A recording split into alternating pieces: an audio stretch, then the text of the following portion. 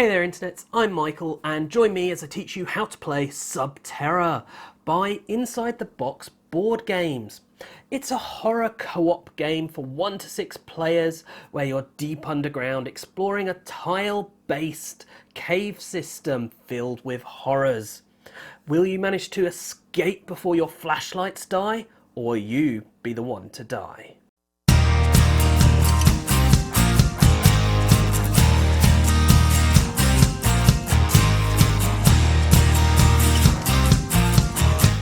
To set up the game, start by having each player pick a caver, taking their player board and meeple, then adding health tokens. In a 2 to 3 player game, each player will take 2, and in a solo game, use 4. Then place the start tile in the centre of the table, placing each player's meeples onto it. With the exit tile set to the side, shuffle the rest of the tiles, then shuffle the end tile into the final 6, with all the other tiles on top to make your draw stack.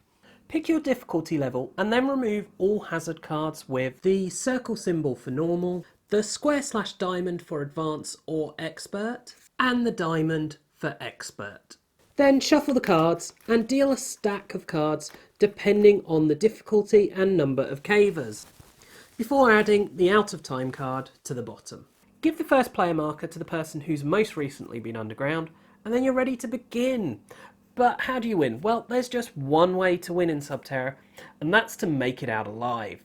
The game will end as soon as there are no conscious cavers left in the caves, and the game is broken down into rounds made up of 4 phases. In the actions phase, the cavers take turn in clockwise order to perform actions. In the horrors phase, all horrors will move 1 space. In the hazards phase, the top card of the hazard deck is revealed and then resolved. In the end phase, you'll simply pass the first player marker to the left and then begin a new round, starting once again with the actions phase. On each caver's turn, they'll have 2 action points to use with which to perform actions. Some actions you'll be able to do with a single action point. Reveal, you take the top tile off the stack and you place it so that it connects to the current tile. It doesn't have to connect to any of the other tiles out. Move, placing your meeple on a connected tile that doesn't have any tokens on it and isn't a narrow tile. And I'll explain all the tokens and about narrow tiles later on. Or explore, revealing a tile and moving onto it as one action. However, you're committed to move on to the tile no matter what comes out. But other actions require 2 action points. Run, moving up to 3 times. Heal, where either you or another caver on your tile regain a lost health token. If you ever run out of health tokens, you are unconscious and can perform no further actions until someone comes and heals you.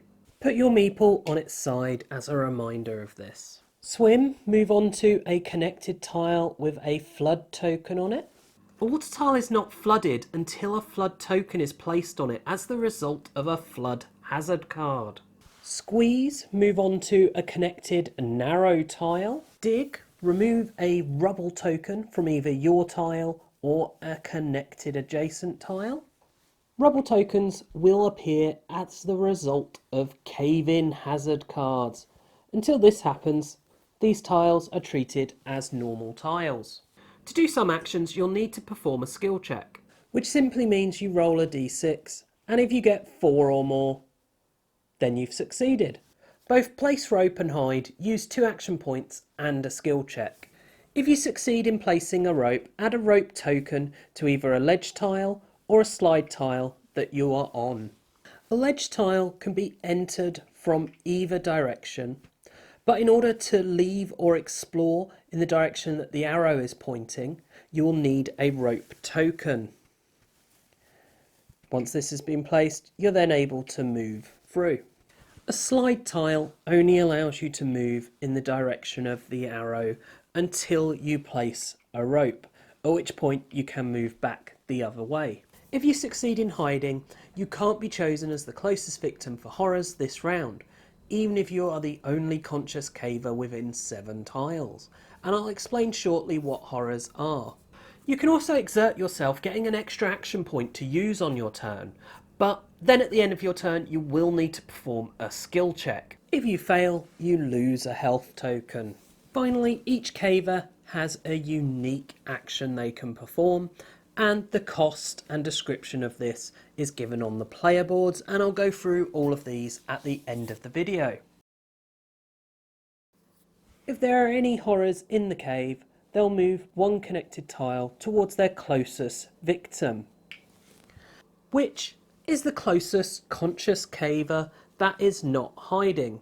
Horrors are not affected by floods, rubble, squeezes, ledges or slides, and if a horror has no closest victim within 7 connected tiles, so here we've got 1, 2, 3, 4, 5, 6, 7, 8, 9, then remove the horror. If at any point you end up with a horror on the same space as a caver, that caver loses all health and is unconscious. Reveal the top card of the hazard deck and then do what it says on the card. The different types of hazard card you'll see are Tremor. All conscious cavers must make a skill check. Anyone who fails, so that would be a 3 or less, will lose a health token. Flood. Place a flood marker on all water tiles that didn't already have a flood marker. Then, if there are any cavers present on this flooded tile or any other flooded tile from a previous flood card, then they lose a health. Gas. Anyone on a gas tile loses 2 health immediately, and for the duration of this round, anyone moving into a gas tile will also lose 2 health.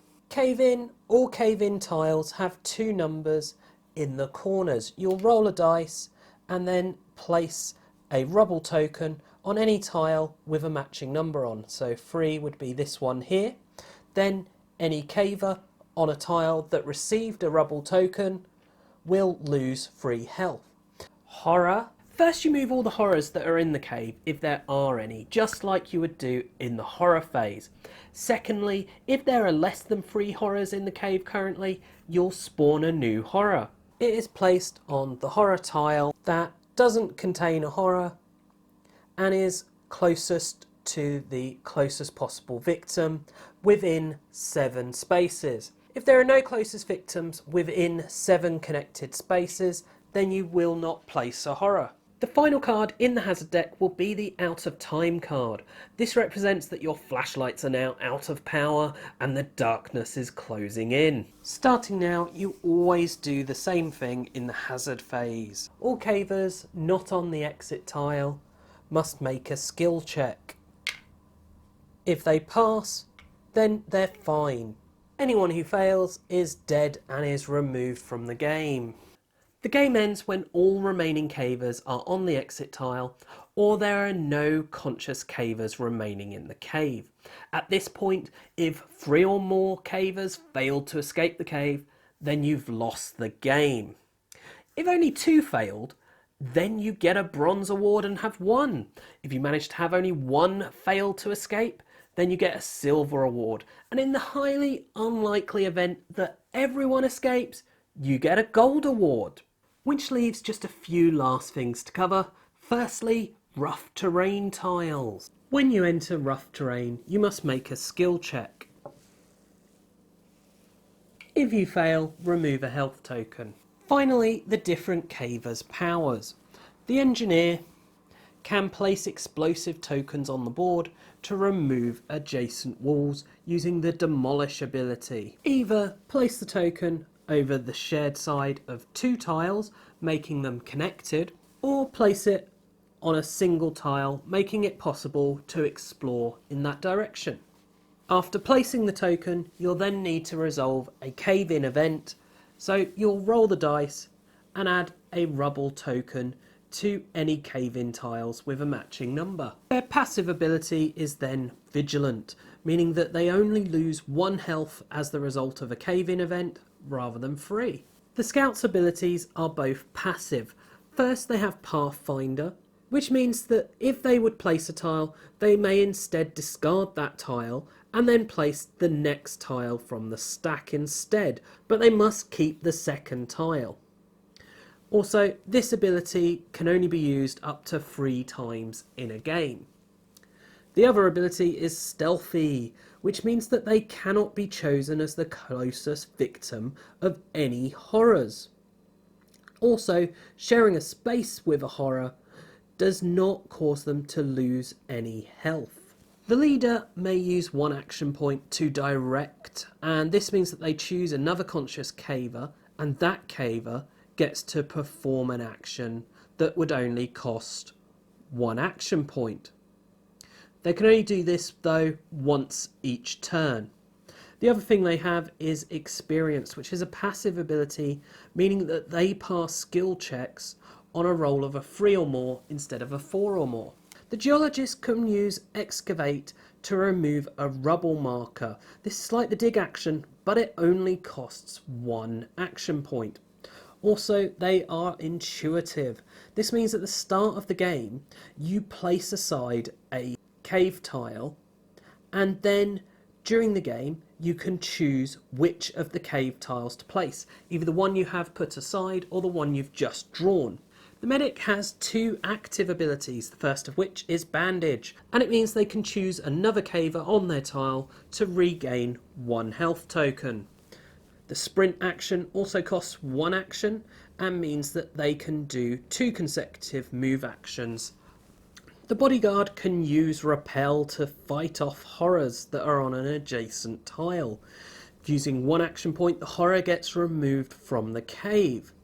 Also, they're protective. So they start the game with more health than everyone else. They get 5 health rather than 3. Also, any other cavers on their tile don't lose health from floods, gaffs, cave-ins or tremors. The diver is true to his name, and for 2 action points he can perform the dive action.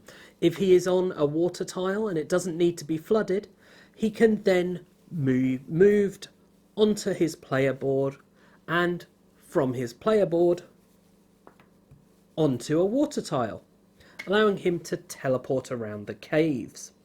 Also, he is amphibious, which means that he doesn't lose health from floods, and he can use move actions to move into flooded tiles. And finally, there is the Climber. So they have the Rig action using 1 action point. This allows them to place a rope much quicker and easier because they don't need to do a skill check, and it doesn't take 2 action points, it only takes 1. Also, they're agile, meaning they can use move actions to enter narrow tiles and tiles containing rubble.